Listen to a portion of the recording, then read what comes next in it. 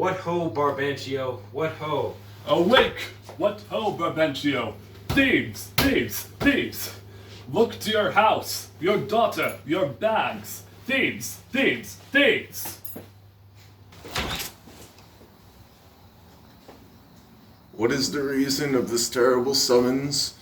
What is the matter there? Senor, is all your family within? Are your doors locked? Why? Wherefore ask you this? Zounds, sir! You're robbed! For shame! Put on your gown! Your heart is burst! You have lost half your soul!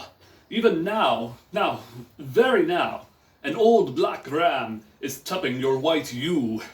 Arise! Arise! Awake the snoring citizens with the bell, or else the devil will make a grandsire of you!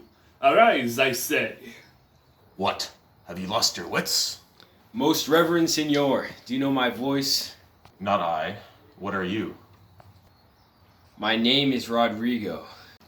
The worse for the welcome. I have charged thee not to haunt around my doors. In honest plainness, thou hast heard me say, my daughter is not for thee. And now, in madness, being full of supper and distempering draughts, upon malicious bravery, dost thou come to start my quiet. Sir? Sir? Sir? But thou must needs to be sure, my spirit and my place have in them power, to make this bitter to thee. Patience, good sir. What tell'st thou me of robbing? This is Venice. My house is not a grange. Most grave Barbancio, in simple and pure soul I come to you. Zounds, sir! You are one of those that will not serve God if the devil bid you. Because we come to do you service, and you think we are ruffians. You'll have your daughter covered with a Barbary horse. You'll have your nephews neigh to you. You'll have coursers for cousins, and hennets for Germans. What profane wretch art thou? I am one, sir, who comes to tell you that your daughter and the Moor are now making the beast with two backs. Thou art a villain. You are a senator. This thou shalt answer. I know thee, Rodrigo.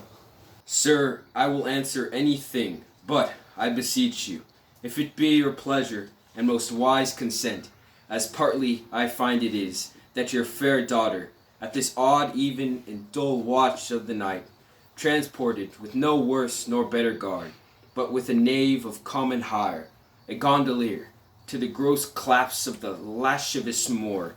If this be known to you in your allowance, we then have done you bold and saucy wrongs.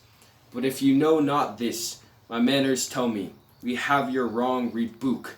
Do not believe that, from the sense of all civility, I thus would play and trifle with your reverence. Your daughter, if you have not given her leave, I say again, hath made a gross revolt, tying her duty, beauty, wit, and fortunes in an extravagant and wheeling stranger of here and everywhere. Straight satisfy yourself. If she be in her chamber or your house, let loose on me the justice of the state for thus deluding you. Strike on the tinder hoe. Give me a tapper. Call up all my people. This accident is not unlike my dream. Belief of it oppresses me already. Light, I say light! Farewell, for I must leave you. It seems not meet nor wholesome to my place to be produced, as if I stay I shall, against the Moor. For I do know the state, however this may gall him with some check, cannot safely cast him, for he's embarked with such loud reason to Cyprus wars, which even now stand in act that, for their souls, another of his fathom they have none.